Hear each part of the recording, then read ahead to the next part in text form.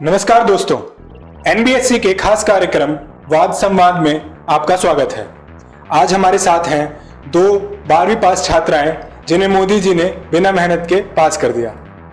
और अब हम इनसे बात करेंगे कि इनको मोदी सरकार का यह फैसला कि 3 साल में सतत आकलन के द्वारा इन्हें मार्क्स मिले, इनको कैसा लगा।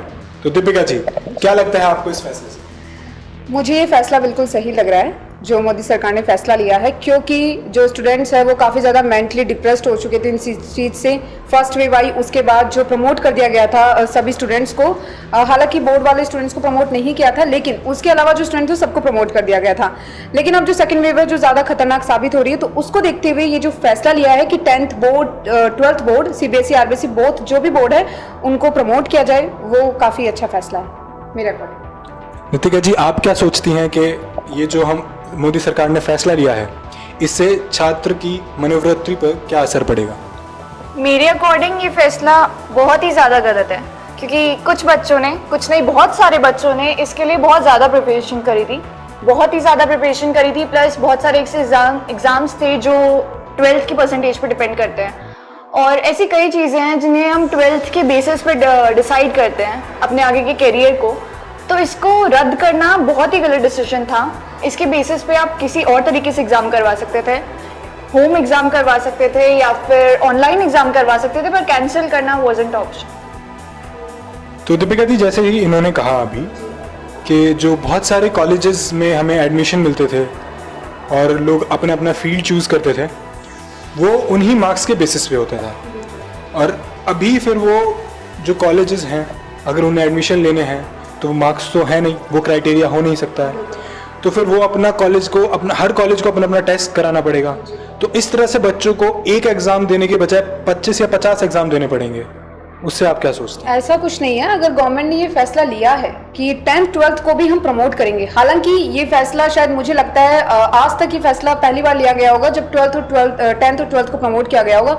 तो गवर्नमेंट ने ये जो फैसला लिया वो कुछ सोच समझ कर लिया होगा। उन्होंने सोच रखा होगा कि किस बेसिस पे इवोल्यूशन होगा, मार्क्स का इवोल्यूशन होगा, किस बेसिस पे जो छात्र है उनको कॉलेजेस मिलेंगी, किस बेसिस पे जो कंपटीशन एग्जाम वो फाइट करना चाह रहे हैं वो फाइट कर पाएंगे। तो मैं इस चीज़ से थोड़ी सी असहमत हूँ, क्योंकि उन्होंने अगर कुछ सोचा है, उन्होंने अगर प्रमोट करने का सोचा है तो कुछ सोच समझ के पूरा डिसीजन लिया होगा। चलिए, वैसे मोदी सरकार ने नोटबंदी के बारे में भी ऐसा ही कहा था कि उन्होंने बहुत सोच समझ कर फैसला लिया है, लेकिन देश की अर्थव्यवस्था आपके सामने है। फिलहाल हम बात करेंगे 12th पर। तो जैसा कि 12th एग्ज़ाम के बाद हम डिफरेंट कॉलेजेस में जाते हैं, काउंसलिंग करते हैं, तो आपके नितिका जी आगे की क्या प्लान्स होंगे? अब आप किस तरह से सोच रहे हैं कि कैसे एग्ज़ाम आपका एडमिशन होगा, या पहले तो आप बताइए आपका ड्रीम कॉलेज क्या है, क्या आपके प्लान्स हैं, क्या कॉलेज आप करना चाहते हैं? वैसे तो मैंने जेईई मेंस की प्रिपरेशन के लिए सोचा था, बट जैसा कि हमारी सरकार ने उसके भी एग्ज़ाम्स रद्द कर दिए हैं, वो भी सितंबर में होंगे। और हमारी 12th के रिजल्ट भी इन्होंने जुलाई तक पोस्टपोन कर दिए कि उनके रिजल्ट भी जुलाई में आएंगे। तो इस अकॉर्डिंग अब बच्चा कुछ भी नहीं कर सकता, उनका आधा साल तो वैसे ही वेस्ट हो चुका है। प्लस अगर कोई जेईई मेंस के लिए प्रिपरेशन करना चाहता है तो मेनली कॉलेजेस जेईई मेन के बाद में ही अपने कॉलेजेस की जो ईयरली है वो स्टार्ट करते हैं। इसके अकॉर्डिंग अब हमें अपने कॉलेजेस चूज करने पड़ेंगे, जिसके लिए हमें हर कॉलेज का अलग से एंट्रेंस एग्जाम देना पड़ेगा, which includes all of those faeces. और बस फिर कॉलेज ढूंढो अच्छे खासे इंजीनियरिंग के लिए, क्योंकि अब आपके पास और कोई ऑप्शन नहीं है, सरकार ने और कोई ऑप्शन छोड़ा नहीं है। सरकार ने कुछ और ऑप्शन छोड़ा नहीं है, तो दीपिका जी बताएंगे कि सरकार ने आपके लिए क्या ऑप्शन छोड़ा है? आपका ड्रीम कॉलेज क्या होगा, कहाँ, किस फील्ड में आप जाना चाहेंगे और उसमें आपको एडमिशन कैसे मिलेगा, ये सबसे बड़ा सवाल है। सबसे पहली बात तो सरकार ने कोई ऑप्शन नहीं छोड़ा, ये कोई सॉल्यूशन या फिर हम इस चीज़ को, मुझे ऐसा लग रहा है कि प्रोटेक्ट करने की कोशिश कर रहे हैं। अगर हम कुछ नहीं करना चाह रहे वो एक अलग चीज़ है, लेकिन अगर मैं मेरी बात करूं तो मैं जिस फील्ड में जाना चाहती हूँ मैं काफ़ी स्ट्रेट फॉरवर्ड हूँ। मुझे अपने जो भी है मेरे माइंड में जो भी आता है वो रखना, मतलब पब्लिक के सामने या फिर किसी के भी सामने रखना मुझे बहुत अच्छा लगता है। मैं चाहती हूँ कि लोग सुने मुझे। तो अकॉर्डिंग टू मी मैं मीडिया या फिर एंकरिंग जैसा फील्ड चूज़ करना चाहती हूँ। तो उसके लिए मुझे लगता है कि मेरे जो 12th के मार्क्स हैं, जिस भी बेसिस पे मुझे मिलते हैं, उसके अकॉर्डिंग मुझे अच्छी कॉलेज, जो भी मैंने ड्रीम कॉलेज मेरी सोच रखी है वो मुझे प्रोवाइड होगी, और उसके बेसिस पे ही मैं जो भी बीजेएमसी या एमजीएमसी जो भी मेरे करियर के नेक्स्ट स्टेप होगा वो मैं करूँगी। तो जैसा कि जहाँ तक मेरी जानकारी है, मास कम्युनिकेशन में सबसे बड़ा और सबसे अच्छा कॉलेज इंडिया का है जवाहरलाल नेहरू यूनिवर्सिटी। तो उसमें अभी तक कैसे एडमिशन होता था परसेंटेज आती थी 12th की और 10th की और एक परसेंटाइल बनता था 10th और 12th की परसेंटेज को एग्रीगेट करके। तो अब आप क्या सोचते हैं, आपके पास एक 10th की परसेंटेज है, 12th की परसेंटेज आपकी मैनिपुलेटेड होगी और एक वर्चुअल परसेंटेज आपके पास आएगी। लेकिन ऑनलाइन क्लासेस वगैरह हुई है तो मुझे लगता है उस बेसिस पे जो परसेंटेज या परसेंटाइल जो भी निकलता है पूरा इवैल्यूएट होकर, पूरा जो भी पूरे साल हमारी ऑनलाइन क्लासेस चली हैं, ऐसा नहीं है कि स्कूल्स में ऑनलाइन क्लासेस नहीं चली, क्योंकि स्कूल्स वगैरह बंद थी, गवर्नमेंट ने बंद कर रखा था ड्यू टू कोरोना वायरस। लेकिन जो ऑनलाइन क्लासेस चली है उसमें जो हमारे टेस्ट भी हुए हैं, फेज भी हुए हैं, उनमें हमें उस टाइम पे हमारा इवोल्यूशन हुआ है कि हम किस तरीके से पढ़ रहे हैं और क्या पढ़ रहे हैं। तो उसका मुझे लगता है पूरा इवोलेट होगी, 11th की मार्कशीट इवोलेट होगी, जो भी परसेंटाइल निकलता है या परसेंटेज आती है उस बेस पे एडमिशन मिलेगा। तो ऑनलाइन क्लासेस चली हैं, हर स्कूल में ऑनलाइन क्लासेस चली हैं, हमने देखा है। अब हम पूछ चाहेंगे नितिका जी से कि ये ऑनलाइन क्लासेस कितनी फिजिबल हैं, कितना परसेंट आप इसमें सीख पाए, कितना टीचर को एवेल्युएट कर पाए, या कितना टीचर अच्छे से आपको एवेल्युएट कर पाए, आपको क्या लगता है? I think 0%। बिकॉज आपको 12th में 0%? नहीं, 0% तो नहीं कह सकते, अब सरकार ने किया है तो फिर वो डेफिनेटली कुछ ना कुछ तिकड़मबाजी लगा के बच्चों को कुछ भी करके मतलब पासिंग परसेंट से तो ऊपर भेजेंगे। बट जब भी ऑनलाइन क्लासेस होती थी, हो सकता है कि पहले तो क्लास की परसेंट जितने भी बच्चे प्रेजेंट्स होते थे वो बहुत कम होते थे। दूसरा जो प्रेजेंट होते थे वो लोग भी बैकग्राउंड में क्लास चला के कहीं और गेम्स खेल रहे होते थे या सो रहे होते थे या खा रहे होते थे, किसी ने भी उस चीज़ पे ध्यान नहीं दिया। जब हमारी स्कूल खुली थी जस्ट फॉर 10 to 15 डेज, सबने यही बोला कि हमें उसमें कुछ सीखने को नहीं मिला और वो सब वापस से पढ़ाया जा रहा था। रही बात ऑनलाइन टेस्ट की, गूगल बाबा जिंदाबाद है, उससे देखकर सब आंसर्स लिखते हैं और वही होता है। और आप कह रही हैं आपको मास कम्युनिकेशन मीडिया चूज करना है, तो आपने कितना गूगल से पढ़ा और कितना टीचर से? देखिए मेरे अकॉर्डिंग जो इन्होंने बोला कि बच्चे गेम खेल रहे होते हैं, वो तो उनके ऊपर डिपेंड होता है ना। अगर उनको अपने करियर के लिए कुछ, मैंने आपसे पूछा आपने कितना गूगल से पढ़ा और कितना टीचर से? मैंने तो टीचर से ही पढ़ा है। गूगल से भी अगर कोई चीज़ नहीं समझ में आती तो ऑब्वियसली हम गूगल ही करते हैं सबसे पहले, अगर टीचर ने कुछ हमें समझाया। ऑनलाइन क्लासेस में होता है समटाइम कि नेटवर्क इश्यूज हो जाते हैं, मिसकम्युनिकेशन हो जाता है टीचर और स्टूडेंट के बीच में, लेकिन ऐसा नहीं है, हम उसको बिल्कुल गलत नहीं बोल सकते क्योंकि आजकल सब कुछ डिजिटल हो चुका है। हम सबको पता है सब कुछ डिजिटल हो चुका है, हर एक चीज़ डिजिटल हो चुकी है।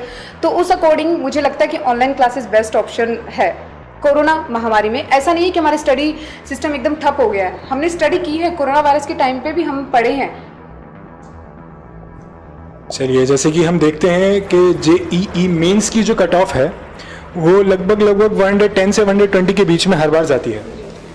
तो आपको क्या लगता है, इस बार ऑनलाइन स्टडीज़ हुई हैं, जो कोचिंग इंस्टीट्यूट्स होते हैं उनकी भी ऑनलाइन स्टडीज़ हुई हैं, तो आपको क्या लगता है कि इस बार 110 से 120 के? इम्पॉसिबल है। लाइक पहली बात तो ऑनलाइन क्लासेस बहुत टाइम तक चलती हैं क्योंकि आपके पास 5-6 सब्जेक्ट्स होते हैं, 5-6 भी नहीं, मेन 3 सब्जेक्ट्स होते हैं, पर उसके भी 1-1 या 2-2 घंटे की क्लासेस चलती हैं। एक इंसान के लिए पॉसिबल नहीं है कि वो रेगुलर या फिर कंटिन्यूसली भी उस क्लास के लिए बैठ पाए। कोचिंग इंस्टीट्यूट की 6 घंटे की क्लास में बैठ सकता है? नहीं बैठ सकता है वो। बैठते हैं। अरे तो आपको पता होना चाहिए, आपको पता होना चाहिए जब कोचिंग इंस्टीट्यूट में आप कोचिंग के लिए जाते हैं JEE मेंस की, तो वहाँ पे 6-6 घंटे की कंटिन्यूअस एक ही सब्जेक्ट की क्लास होती है। तो ऑनलाइन में 2 घंटे, ऑनलाइन में आप कंसंट्रेशन नहीं मिला सकते। अगर आप मुझसे अभी सामने बैठ के बात कर रहे हैं तो चीज डिफरेंट है, पर अगर आप मुझसे ऑनलाइन प्लेटफॉर्म पे बात करते हैं तो चीज डिफरेंट है। करना है तो वो तो ऑब्वियसली नहीं, वो तो जी आपने लास्ट वेब सीरीज कौन सी देखी? लास्ट कौन सी देखी? अभी तक तो कोई सी नहीं, अभी मैं कंटिन्यू। कोई आपने वेब सीरीज नहीं देखी अभी तक? For more shows. और वो लगातार देखी? हाँ, मतलब कंसंट्रेशन बना आपका? लगातार नहीं देखी है, बट एक दिन में 3 से 4 एपिसोड। हाँ, बट मैं अच्छा, आप मुझे बताइए। हाँ, मैं मानना चाह रहा हूँ कि अगर आप एक 3 घंटे की फिल्म उसी फोन पर, आप मुझे बताइए, आप कोई मूवी देखते हैं आपको याद रहती है, आप कुछ पढ़ते हैं आपको वो इतना कंटिन्यूसली याद नहीं रहता। नहीं, ये पॉसिबल नहीं है। बच्चे को सच में क्रैक करनी है वो चीज, उसको सच में होगा ना तो वो कंसंट्रेट करेगा। वही तो बात है, आप एक मूवी देखते हैं एक फोन पर और आपको याद रहती है, आप फोन पर ही टीचर की बात सुन रहे हैं, मूवी चल रही है, आपको याद नहीं रहती है। पढ़ाई और मूवी सेम चीज नहीं है। मूवी हम लोग माइंड रिलैक्स करने के लिए देखते हैं, पढ़ाई हम किसी चीज पे फोकस करने के लिए देखते हैं। It's practically very different. Relax होने के लिए करते हैं, ऐसा नहीं। अगर मेरे को मेरे करियर में मुझे पता है कि मुझे ये करना है और मुझे JEE मेंस क्रैक करना है, तो मैं बहुत अच्छी सी, और अगर मुझे कोई फोर्स नहीं कर रहा, अगर मेरे फैमिली मेंबर मुझे फोर्स करें नहीं तुझे यही करना है, तो मैं बहुत बर्डन हो जाएगा मेरे माइंड में, मैं नहीं पढ़ पाऊंगी। लेकिन अगर मैं रिलैक्सड होकर मुझे जो करना है वो मैं करना चाह रही हूँ तो मैं उसको पता है मन लगा के करूंगी। किसी भी, अगर मेरे को डांस करना पसंद है। दीपिका जी, आपको क्या लगता है कि, क्योंकि हम सिर्फ अपनी और आपकी तो बात नहीं कर रहे हैं, आप इस टाइम पे रिप्रेजेंट कर रहे हैं लाखों करोड़ों छात्रों को, तो कितने परसेंटेज लोग ऐसे हैं जो उनको 12th क्लास में पता होता है कि उसको जो करना है वो करना ही है? बहुत कम है ऐसे।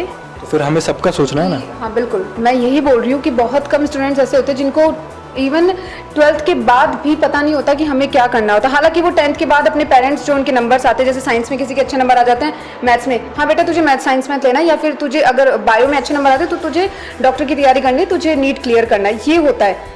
बल्कि उससे कोई अगर पूछे कि भाई तुम्हें क्या करना है, अगर मैं मेरी बात करूँ, मेरा 10th से मेरा गोल क्लियर है मुझे कि मुझे मीडिया में जाना है या फिर मुझे जो भी है एंकरिंग वगैरह फील्ड में जाना है, तो मैंने 12th के बाद से उसकी तैयारी शुरू की। तो मेरी सभी पेरेंट्स से ये दरख्वास्त होगी, अपने बच्चों को पूरी आज़ादी दें, उसे अपना करियर चूज़ करने की, उसे अपने उड़ान भरने की, जिसकी वजह से वो ऊपर तक जा सकें। ये था आज का वाद संवाद। इसमें किसी ने कुछ विचार रखे, किसी ने कुछ विचार रखे। यही है हमारी डेमोक्रेसी की खूबी। हम एक दूसरे से डिसएग्री कर सकते हैं लेकिन डिसकंटिन्यू नहीं। Thank you very much.